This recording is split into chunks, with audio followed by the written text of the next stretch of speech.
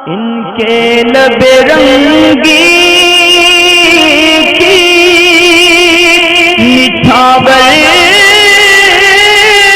थी कि जिसने मालूम ये करना चाहते हैं कि हालत नापाकी में यानी जब गुस्ल फ़र्ज़ होता है तो ऐसी सूरत में बग़ैर कलाम पाक को छुए या कुरान पाक पढ़ सकते हैं। जैसे मुँह ज़बानी अगर कोई सूरत याद है, चलते फिरते अगर आयतल कुर्सी पढ़ते हैं या सूरह फातिहा पढ़ते हैं या सूरह इखलास वगैरह पढ़ते हैं तो क्या ये शरन जायज़ है नापाकी की हालत में।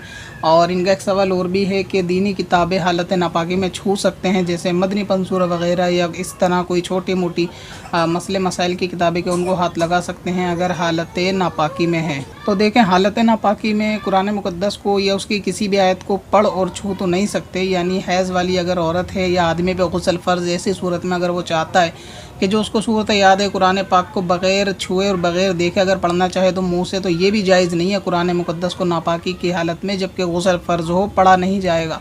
बाज़ लोगों की आदत होती है, जैसे कोई सूरत उनको हिफ्ज़ होती है चलते फिरते घर में, वो ख़वातीन की भी आदत होती है कि वो पढ़ती रहती हैं।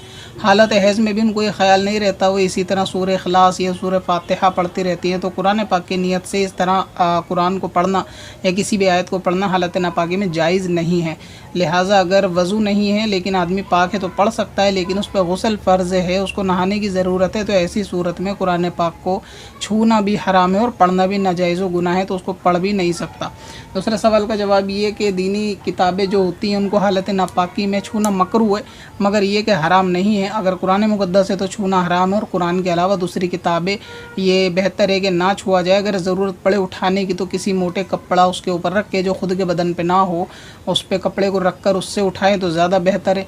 और अगर उठा लेगा तो ऐसी सूरत में गुनाहगार नहीं होगा दीनी किताबें अगर हालत नापाकी में उठा लेगा। हाँ, कुरान पाक को छूना ये नाजायज़ है, उसको मोटे कपड़े से हाथ पकड़ मोटे कपड़े को कुरान पाक पे रख कर उस कपड़े से अगर उठाया जाएगा तो उसमें हरज वाली बात नहीं है, जबकि वो कपड़ा अपने जिस्म पर इस्तेमाल ना होता हो। बाकी पढ़ नहीं सकते, बिना वज़ू कुरान पाक पढ़ सकते हैं, लेकिन हालत नापाकी में हिफ्ज़ पर कोई सूरत नहीं पढ़ सकते।